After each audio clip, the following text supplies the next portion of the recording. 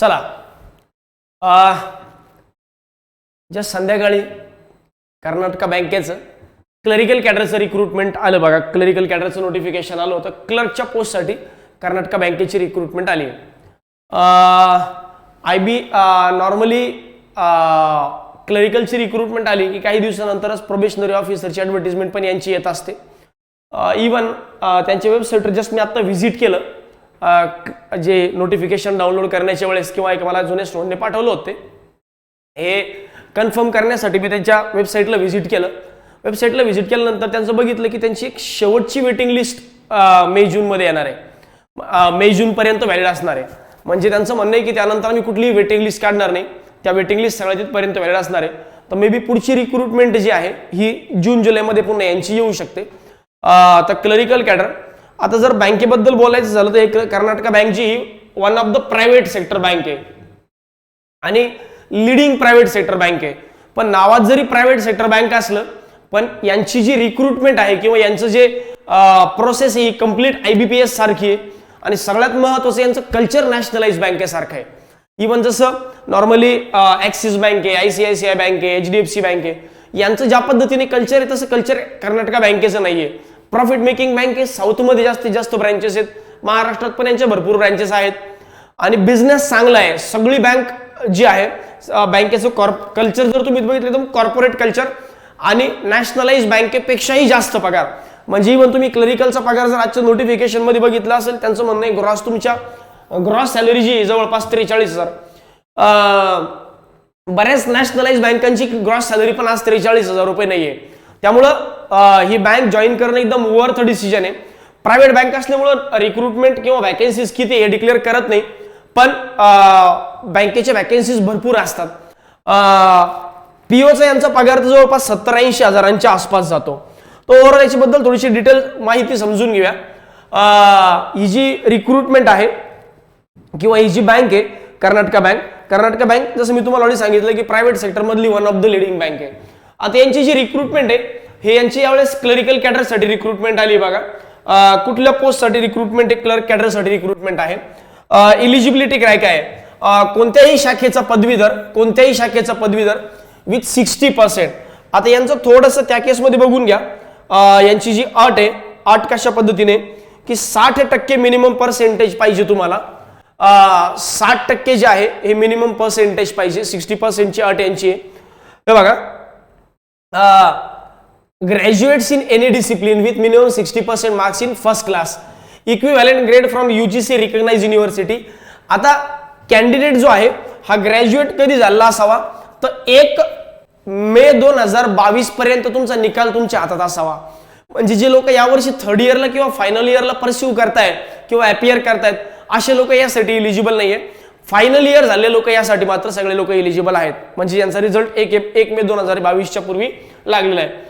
बरं, यांचं सगळ्यात महत्त्वाचं म्हणणं काय माहितीये का की यांना 60% पाहिजे आणि 60% जे हे या पद्धतीने यांची कंडिशन असते की तुमच्या ओव्हरऑल डिग्रीवर 60% असावे. म्हणजे ओव्हरऑल तुमच्या डिग्रीवर मेन्शन केलेलं असावे की तुम्ही फर्स्ट क्लास किंवा 60% मार्क्सने पास झालेला आहात. एज लिमिट, यांची एज लिमिट थोडीशी क्लरिकल कॅडरची कमी आहे बघा, अप टू 26 इयर्स. इव्हन यांनी नोटिफिकेशन मध्ये ओबीसी साठी कुठल्याही एजला एक्झम्पशन दिलेलं नाहीये. ओबीसी साठी यांनी एज 26च ठेवलंय.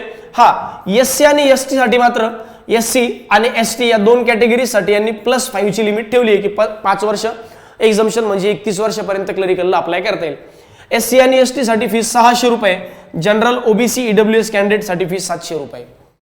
ठीक आहे, एक्झामची जी फीज आहे ती या पद्धतीने आहे. बाकी सिलेक्शन प्रोसेस यांची खूप चांगली आहे.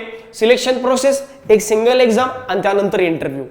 मग प्री मेन्स द्यायची गरज नाही का? नाही, अजिबात नाही. प्री मेन्स देण्याची गरज नाही. सिंगल एक्झाम आणि डायरेक्टली तुमचा इंटरव्ह्यू होईल. सिंगल एक्झाम आणि डायरेक्टली इंटरव्ह्यू. बरं, आता एक्झाम पॅटर्न जो आहे हा नेमका कसा आहे, यांचा एक्झाम पॅटर्न कसा आहे, एक्झाम सेंटर कुठले कुठले, इम्पॉर्टंट डेट जे आहेत, तर यांच्या एक्झाम पॅटर्न बद्दल जर समजून घ्यायचं तर बघा एक्झाम पॅटर्न यांचा कसा आहे.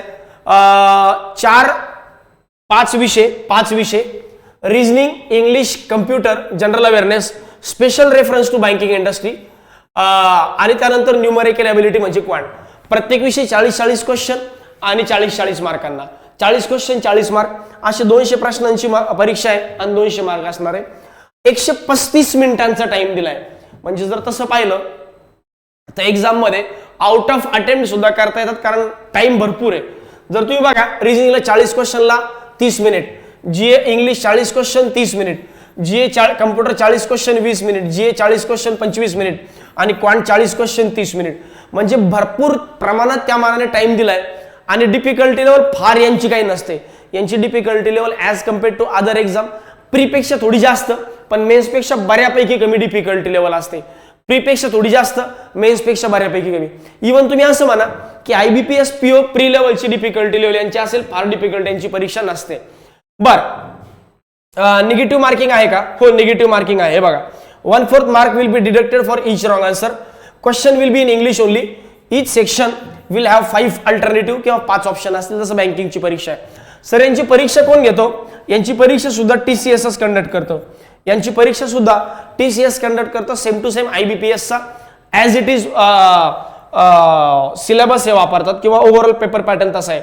बरं, एक्झाम संपली की नंतर तुम्हाला इंटरव्ह्यूला बोलवणार. एक्झाम संपली की इंटरव्ह्यू नॉर्मली यांचे थोडेसे इंग्लिश आणि हिंदीमधून होतात, कारण साऊथ इंडियन बँक आहे, तर यांचाही फोर्स थोडासा हिंदीवर जास्त असतो. हिंदीवर यांचा जोरदार जास्त असतो.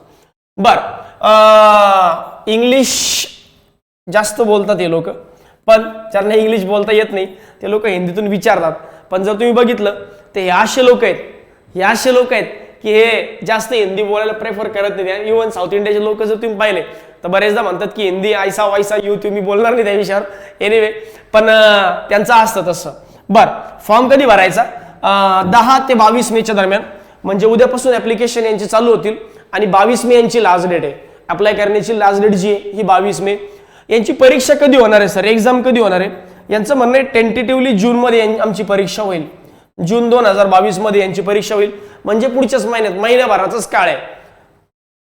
SBI क्लर्कची नोटिफिकेशन जी आहे ती येणं अपेक्षित होतं, थोडंफार मागे पुढे. पण नॉर्मली कसं होतं, SBI क्लर्कचं नोटिफिकेशन येईपर्यंत सुद्धा SBI या कानाची खबर त्या कानाला लागू देत नाही, या कानाची खबर त्या कानाला लागू देत नाही. त्यामुळे SBI क्लर्कचं नोटिफिकेशन कधी पण येईल. पण त्याच्यापूर्वी 3 नोटिफिकेशन सध्या आपल्या हातात आहे. DNS bank, Maharashtra state cooperative bank आणि तिसरं नोटिफिकेशन कर्नाटक बँक. त्यामुळं तयारीत कुठेही आपल्या खंड पडायला नको, ऑपॉर्च्युनिटीज भरपूर आहेत. बरं, या पद्धतीने एक्झाम सेंटर यांचं मात्र थोडंसं औरंगाबाद नाहीये, मुंबई नाहीये, पुणे नाहीये. महाराष्ट्रात यांचं एकमेव सेंटर आहे ते म्हणजे मुंबई. महाराष्ट्राचं एकमेव सेंटर ते म्हणजे मुंबई. आणि मुंबईला जाण्याची आपण व्यवस्था करू, काळजी करू नका. मुंबईला जाण्याची आपण व्यवस्था करू. सगळ्यांनी अप्लाय करा, कारण इथं सिलेक्शन होतात मुलांचे आणि यांची प्रोसेस एकदम ट्रान्सपरंट आहे. त्या विषयावर मी बोलेल तुम्हाला. ठीक आहे. आता शेवटचा मुद्दा की यांच्यासाठी थोडेसे कॉमन डाऊट्स. यांना सेक्शनल कट ऑफ असतो का? येस, यांचा सेक्शनल कट ऑफ असतो. एक्झाम ट्रान्सपरंट होते का? 100% ट्रान्सपरंट. इव्हन एवढी ट्रान्सपरंट की जर तुम्ही तिथं बँगलोरला यांचं हेडक्वार्टर जिथं आहे तिथं जर तुम्ही गेलात आणि तिथं तुम्ही ऑब्झर्व केलं, तुम्ही म्हणणार काय बँक आहे राव, म्हणजे एकदम कॉर्पोरेट, जिथं तुम्हाला एक म्हणजे एवढी ट्रान्सपरंट प्रोसेस जाणवेल की तुम्हाला या कानाचा खडा त्या कानाला लागणार नाही. म्हणजे आणि इव्हन तुम्हाला तिथे गेल्यानंतर तुम्हाला कोणी हिंदीत बोलणार नाही, इंग्लिशमध्ये बोलेल. तर आपली पण हिंमत होत नाही की यार, म्हणजे एवढ्या कॉर्पोरेट बँकेमध्ये किंवा एवढ्या भारी ऑर्गनायझेशनमध्ये आपल्याला जर अपॉर्च्युनिटी मिळाली. इव्हन आज मी म्हणेल बऱ्याच नॅशनलाइज बँकेच्या क्लर्कपेक्षा इथं क्लर्क जॉईन केलं कधी पण चांगलं. निगेटिव्ह मार्किंग आहे का? हो, निगेटिव्ह मार्किंग आहे. 1/4 निगेटिव्ह मार्किंग या ठिकाणी आहे. जॉब लोकेशन, आता यांची जी क्लरिकल कॅडरची रिक्रुटमेंट ही अक्रॉस इंडियासाठी आहे. अक्रॉस इंडियासाठी म्हणजे ऑल ओव्हर इंडियामध्ये तुम्हाला जॉब मिळू शकतो. पण महाराष्ट्राचे सिलेक्शन, नंबर ऑफ सिलेक्शन या बँकेत ॲज कम्पेअर्ड टू कमी आहे. आणि बँक महाराष्ट्रामध्ये यांच्या भरपूर ब्रँचेस आहे. औरंगाबादला सुद्धा यांच्या ब्रँचेस आहेत. त्यामुळं महाराष्ट्र लोकेशन मिळण्याचे आपल्याला चांगले चान्सेस आहेत. त्यामुळे टेन्शन घेऊ नका, क्लरिकल कॅडरला महाराष्ट्र मिळेल. डिफिकल्टी लेवल कशी असते? जसं मी सांगितलं, IBPS PO किंवा SBI PO च्या प्रीच्या लेवलला किंवा थोडीशी याच्यापेक्षा थोडी जास्त या लेवलची डिफिकल्टी लेवल असते. याच्यापेक्षा क्वाइटली हायर म्हणजे DI वगैरे थोडीशी हायर असू शकतात. बाकी नंबर सिरीज म्हणा, DI म्हणा, केसलेट म्हणा, कमर्शियल मॅथ्स म्हणा, हवाला पार्टीकडे विचारला जातोच. सॅलरी जसं मी तुम्हाला सांगितलं की अराउंड 43,000च्या आसपास सॅलरी ही ग्रॉस सॅलरी आहे. याच्यातून काही कटिंग वगैरे होईल, जसं तुमचा TAD तुमचा PF वगैरे असेल किंवा तुमचं टॅक्सेस वगैरे जे कटून जे अमाऊंट हातात येईल ते त्या पद्धतीने येईल. तर अराउंड सॅलरी जी आहे नाही म्हणलं तरी 37 ते 40,000 मध्ये तुमच्या हातात इन हँड सॅलरी यांच्या हिशोबाने यायला पाहिजे. बाकी या बँकेत ग्रोथ कशी आहे, काय प्रायव्हेट सेक्टर बँक आहे, प्रायव्हेट सेक्टर बँक आहे त्यामुळे ग्रोथ इथं जास्तच असणार ऑफकोर्स. रिझन बिंग प्रायव्हेट सेक्टरमध्ये नॅशनलाइज पेक्षा जास्त ग्रोथ असते असं सगळेच जण म्हणतात नाही ते हेन्स प्रूव्डच आहे. ठीक आहे, त्यामुळं सगळ्यांनी हा फॉर्म भरा. फॉर्म भरण्याची कुणाही आळस करू नका. यार सर औरंगाबादला सेंटर नाही आहे, पुण्याला सेंटर आहे, सेंटर नाही डायरेक्ट मुंबईला सेंटर आहे, जाण्या येण्याची परेशानी होईल.